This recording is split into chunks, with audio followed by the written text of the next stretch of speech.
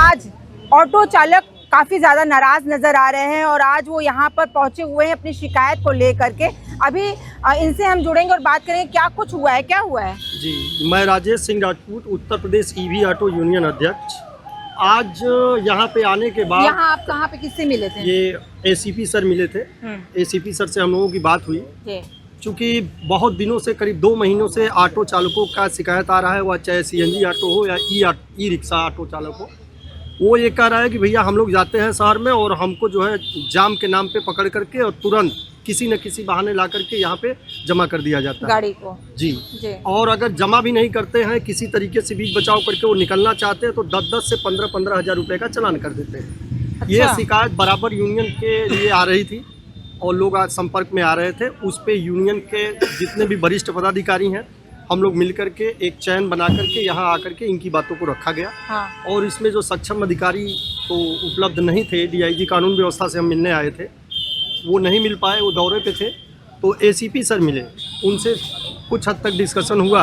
इनके तकलीफ को दिया गया कि शहर में मुख्य कारण ये ऑटो ही नहीं है, तमाम व्यवस्थाएं हैं, रोड पे ठेला है, अतिक्रमण है। वैसे इन सब के लिए भी अभियान चला रही है वाराणसी पुलिस। बिल्कुल, इतना ज़्यादा अभियान चला रही है कि इनके नाक में दम हो गया है। इस समय टेम्परेचर 45 डिग्री के ऊपर होगा। हाँ। वाराणसी यहाँ का और शहर के अंदर का उससे 46 से 48 होगा। उस 46 से 48 डिग्री के टेम्परेचर में हमारा ईवी ऑटो चालक या सीएनजी चालक पैसेंजर को बैठा करके पूरे पसीने से, वो सोचता है पसीना बहा के कि मैं 2 रुपया कमा करके अपने परिवार में ले जाऊंगा। वो 2 रुपया कमाने के लालच से शहर में प्रवेश करता है। शहर में प्रवेश करते ही अभियान के नाम पे उसको तुरंत पकड़ कर ला करके टीपी लाइन छोड़ दिया जाता है। और बदस्तूर ये सिलसिला जारी है ट्रैफिक यातायात विभाग के कुछ अधिकारियों द्वारा, कि जो कि वहाँ पे जाने के बाद गाड़ियों को पकड़ रहे हैं। और कुछ व्यक्ति विशेष ऐसे भी हैं जिनके कहने पे गाड़ियाँ छोड़ भी दी जा रही हैं। अच्छा, यहाँ पे 10 दिन पहले कुछ गाड़ियाँ यातायात के हिसाब से चलवाई गई।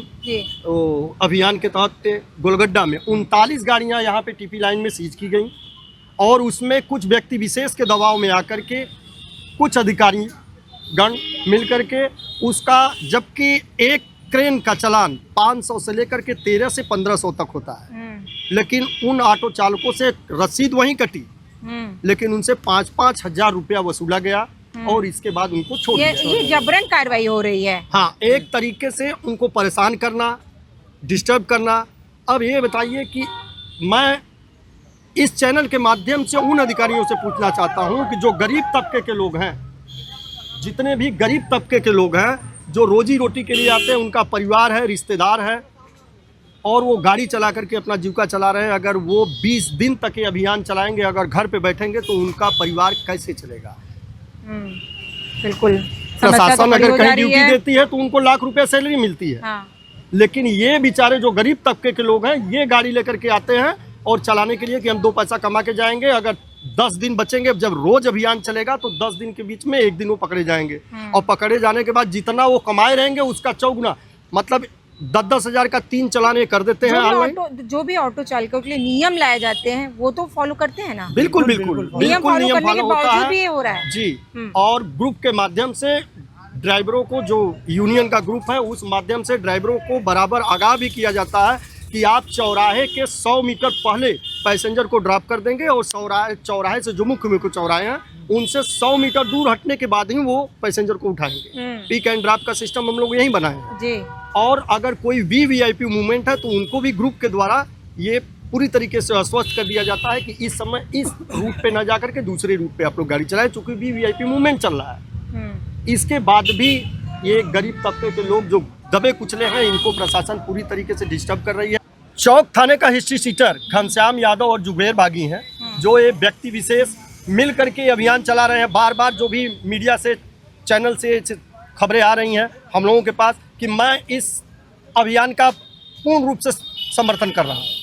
ये उन्हीं के यूनियन और संगठन के द्वारा इस तरीके से मीडिया बुला करके और यूट्यूबर बुला करके बहुत सारा इस तरीके से वो बयानबाजी करते हैं। और इसके बाद उन्हीं की गाड़ियाँ छोड़ी जाती हैं। उन्हीं की गाड़ियाँ छोड़ी जाती हैं जो कि रिलेशन में है और उसका 1500 का कटता है, 2000 का रसीद कटता है। इसके बाद उनसे वहीं जो संचालक है जो आकर के इस तरीके से बोलता है कि मैं समर्थन कर रहा हूँ, तो उनकी मोटी कमाई होती है। 5-5 हजार रुपए में छूटता है, वो ऑटो वाले से वसूल किया जाता है। इसके लेकिन बाद यहाँ पे तो आम जो ऑटो चालक है परेशान दिख रहे हैं काफी ज्यादा। बिल्कुल बिल्कुल, अगर मैम परेशान नहीं होते तो यहाँ नहीं होते। इस समय आपके शहर का टेम्परेचर बहुत ज्यादा चढ़ा हुआ है, अपने घर पे होते या धंधा करते होते।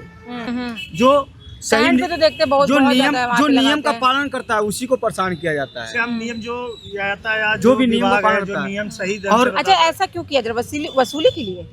अब इस वसूली तो हाँ। देखिए, जैसे एक नगर निगम का पर्ची कटता है 10 रुपए का पर डे दिया जाता है। हमें ये भी नहीं मालूम कि उस पर्ची का मतलब क्या है, लेकिन उस पर्ची को जितना टीआई ऐसे वसूला जाता है जैसे गाली दे करके पैसा। अच्छा, ये सिस्टम है, गाली दे करके पैसा वसूला जाता है 10 रुपए पर्ची का। अच्छा, और उस पर्ची का हमें कुछ भी नियम नहीं मालूम। अगर कोई भी पुलिस आ जाए, टीआई आ जाए, अधिकारी आ जाए, हम चौराहे पे खड़े हैं, हमको हटना पड़ता है। हमारा न तो कहीं पार्किंग व्यवस्था है, न सवारी उठाने का कोई व्यवस्था है, न सवारी उतारने का कोई व्यवस्था है। अच्छा।